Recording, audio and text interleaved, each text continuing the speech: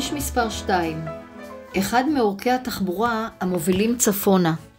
יש שינה מאחת של הנהגים מאחורי המכוניות שלפניהם, ועינם השנייה נותנת מבטה לצידי הדרך.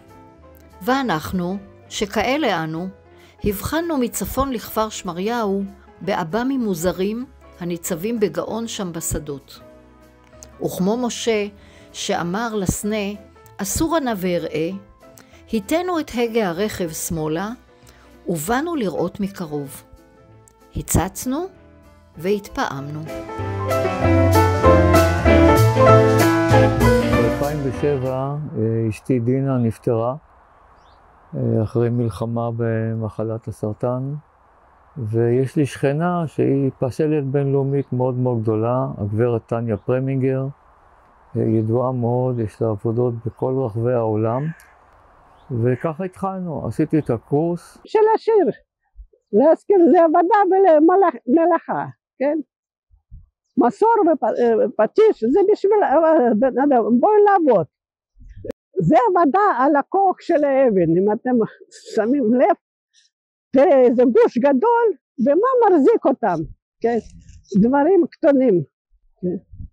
זאת אומרת, זה לא משנה אתה גדול וקטן, הכוח הוא לא על הגודל, כוח זה חוזק פנימי. הקמנו איזושהי קבוצה, והתחלנו לעבוד פה, לעשות עבודות בסביבה הזאת, שהייתה מאוד מאוד מוזנחת. פסולת אדירה של חקלאים, ניילונים, פסולת בניין, פסולת של קבלני כבישים. בעצם זה יצר מין שילוב של טיפוח פני השטח, להוציא את כל הלכלוך, ליישר את כל התלוליות המגעילות, להחזיר את הקווים היפים של הגבעות, ולשתול עבודות אומנות. כל הדברים שאתם תראו, הם נמצאים מעוגנים באדמה ללא בטון, פשוט נעוצים באדמה, ככה שהכל חוזר לקדמותו, כאשר הפסל מסיים את חייו. יש פה בעצם שילוב, מצד אחד טבע עם העונות, זאת אומרת, מי שבא עכשיו בחורף ואחרי כל כך הרבה גשמים, הכל מאוד מאוד ירוק, הולך להיות ג'ונגל קטן. מי שיבוא בקיץ זה מדברי, הכל צהוב. אנחנו לא עושים דברים מלאכותיים כדי לשמר את החומר. הדברים הם עם החומרים הטבעיים וכל עבודה עם הקצב התקלות שלה. הפארק שלנו שקיים כבר מ-2007 מתפתח בכיוון של מצד אחד אנשים שבאים כפרטים, עושים סיבוב או עם הרכב או ברגל, הליכה כמו של חצי קילומטר, קילומטר, של ההיקף. בכל זמן יש בערך 50 מצגים. עכשיו זה בערך שליש ממה שהיה לנו מההתחלה.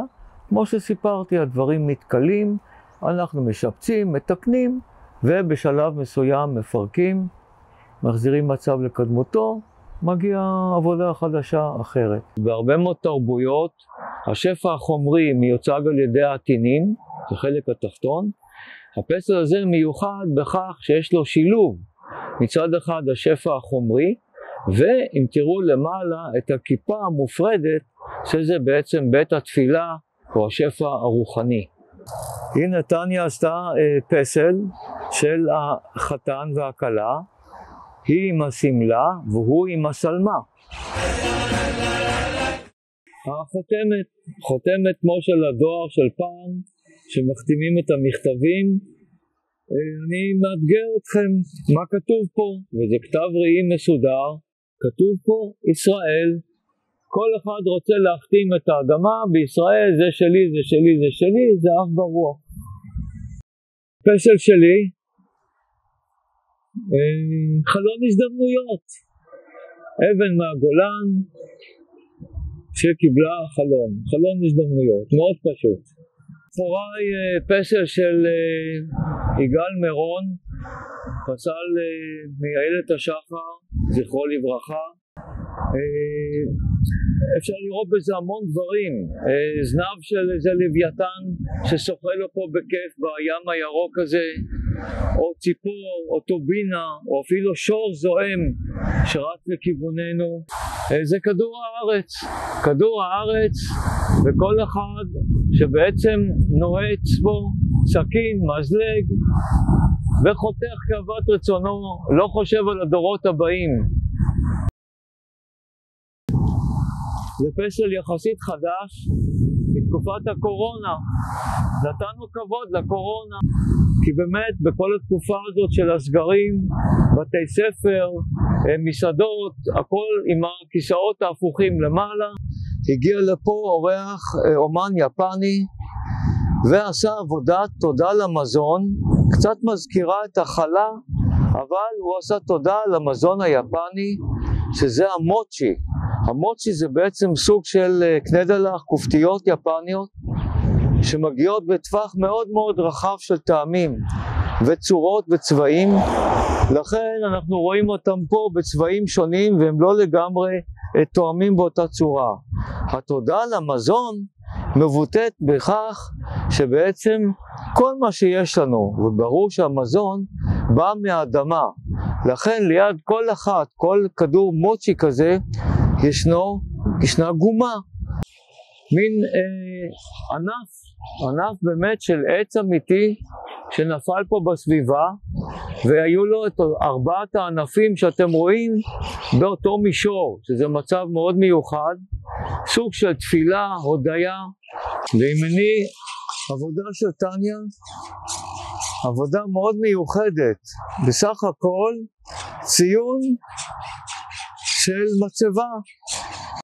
הנצחה של משפחה, את האומנית דפנה דגן, אבל הם ניסרו בעדינות את הרצפה של האטליה, מקום העבודה שלה כאומנית, והרכבנו את זה חזרה כמו פאזל פה במקום. עץ החיים היא קראה לזה, מטאטא שכבר השיער שלו מאוד מאוד דליל, הוא נשחק מאוד קשה, אבל יש פה בעצם עוד רובד.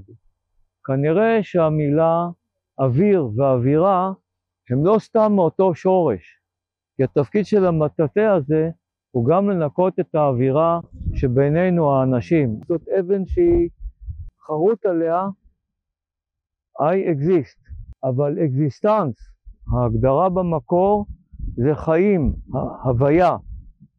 אתם רואים פה את העץ פיקוס הזה, יש לו פרי קצת מיוחד, אנחנו קוראים לו פרי עמל כפיים, בעצם שילוב שבין עץ, פרי של עץ, והקשרים של האדם בדמות הפרי שנעשה על ידי הקדר.